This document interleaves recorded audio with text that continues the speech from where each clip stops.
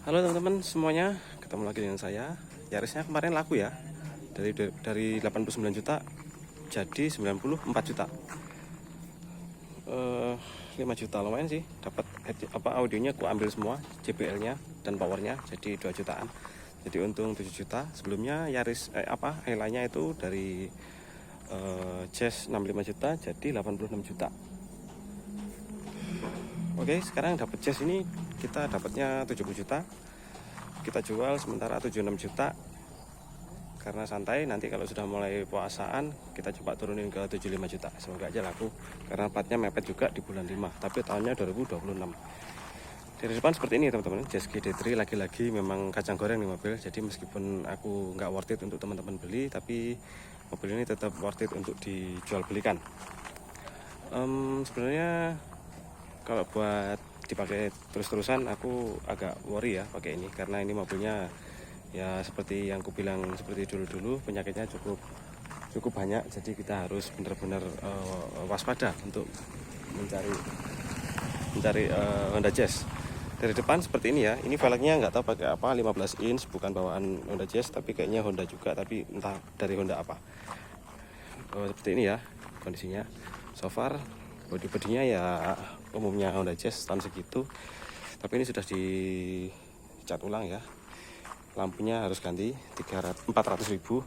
Yang kiri masih baru, yang kanan ambrol. Wiper 55.000 belum ongkir. Terus belakang mulus total ya. Aku nggak mau lagi kalau nyari bodi yang kacau balau.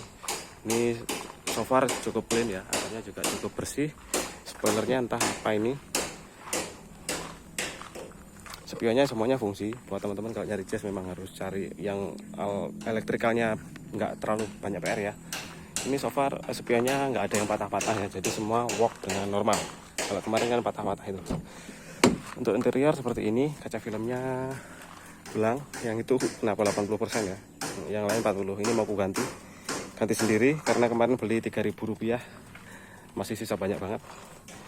Yang ini normal sih, yang itu aja yang malam nggak kelihatan apapun, bahaya banget sih. Untuk joknya jebeklit sama kayak Jazz kemarin ya, cuman ini warnanya masih worth it lah daripada merah kemarin. Ini so far krem, masih aman lah. Yang penting nggak merah atau nggak pink atau apa gitu ya, masih aman ya. Tapi ya bagus lagi sebenarnya original, tapi ini masih bisa dimaafin sih. Untuk ininya tadi ku repaint sendiri ya pakai spet. Ini masih berfungsi juga. Ini sebenarnya gantian sih, punya City kayak. Cuman nggak masalah, nggak begitu kelihatan karena ini nggak titik-titik. Oke, untuk dalamannya seperti ini. So far mendingan ya daripada si Jazzku yang dulu itu abu-abu gitu. Kalau ini masih hitam pekat gitu sih, jadi ini masih bagus kualitas plastiknya. Kalau kemarin itu ambrol. Ini ada sobek juga, terus pedal koplingnya juga hilang. Kilometernya ini cukup tinggi ya, 300 ribuan. Ada trouble sih di speedometer saat dinyalakan lampunya itu dia ngereset sendiri, tapi speedonya nggak ngereset ya, cuman ngereset restart gitu.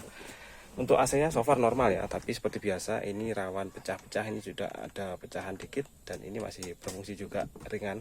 Padahal kilometernya tinggi tapi entah kenapa bisa masih sangat ringan. Ini kayaknya pernah diganti deh. Kayaknya kalau kilometer segitu ini sudah jelek. Jadi ini bisa diganti sih, tapi cukup mahal. Untuk lacinya juga seperti ini ya. Khasnya Honda memang kayak gini sih. Joknya so far kembali lagi kalau di backlit kurang begitu nyaman karena resnya kepala itu agak mundur, jadi kita agak dongak. Kalau ini nggak dikasih ini pas kepala kita. Untuk setirnya ya penyakitnya Jazz ya, kaki-kaki pasti geluduk-geluduk. Aku nggak nemu kalau Jazz ini kakinya geluduk-geluduk, pasti sudah direpair. Untuk power windows semuanya normal, cuman ini seret harus dikasih sealer silika. Untuk velgnya baru kurepen ya, seperti biasa kurepen seperti ini. Awalnya merah ya, 15 inch. Aku kasih stiker juga. So far jadi dual tone. Awalnya merah malah jadi aneh. Untuk belakangnya seperti ini masih normal. Ini fungsinya apa? Ini buat geser kursi biar bisa maju. Jadi ini shortcutnya untuk slider ke bawah. Kalau Jazz yang baru nggak ada semua. Ini harus dilepas ya kalau bisa lipat rata bagasi. Itu juga. Dan ini bisa ultra seat, bisa angkat ke atas. Misal bawa barang tinggi bisa. Ini sih yang ku salut. Yaris kemarin nggak bisa kayak gitu.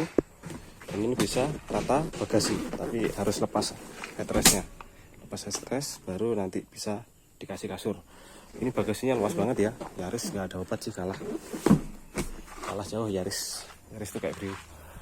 Oke, kayak gini ya kurang lebih. Untuk retelnya cukup ada beberapa titik retel. Terus kemudian belakangnya, sorry spoilernya malah nyangkut di bodi. Ini kolongnya kita harus cek dulu. Ini kemarin nggak ada banjir sih, so far ya kayaknya masih normal ya, tapi ada basah dikit itu. Bodo amat, wajar, biasanya airnya masuk ke situ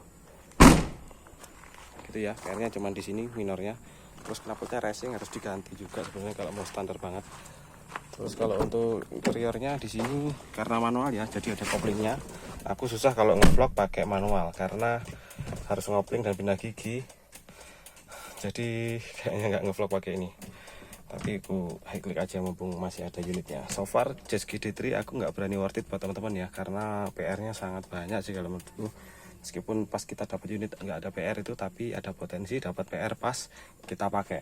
Dan ini kalau buat ngantor yang nggak mikir, nggak pernah ke bengkel gitu, kayaknya lumayan cukup ngeri. Karena nggak kayak Toyota Yaris yang tahun 2005, ini jauh lebih banyak PR-nya.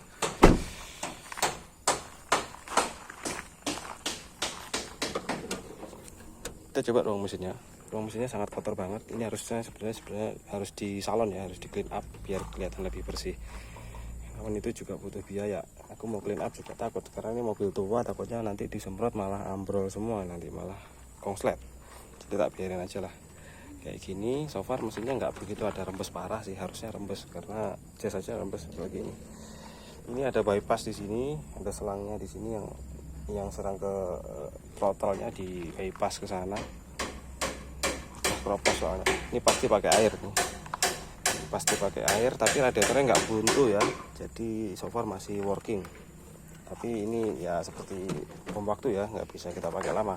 Terus kemudian di situ kelihatan fan-nya itu sudah replace, pakai fan mobil lain kayaknya. Bentuknya beda dari yang sebelah sini. Entah replace atau memang bentuknya beda, nggak tahu juga. Kondisi mesinnya seperti ini, tapi tetap sekringnya juga ada. Ini ada trouble lagi di sistem rem. Kemungkinan ganti master rem, tapi itu masuk recall apa nggak tahu juga. Nanti aku cek di nomor sasisnya apakah masih dapat informasi recall dari Honda. Kalau dapat informasi recall bisa gratis, tapi kalau enggak habisnya mungkin 1 jutaan.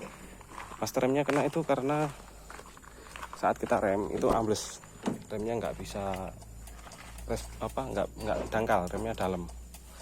Itu harus harus diperbaiki.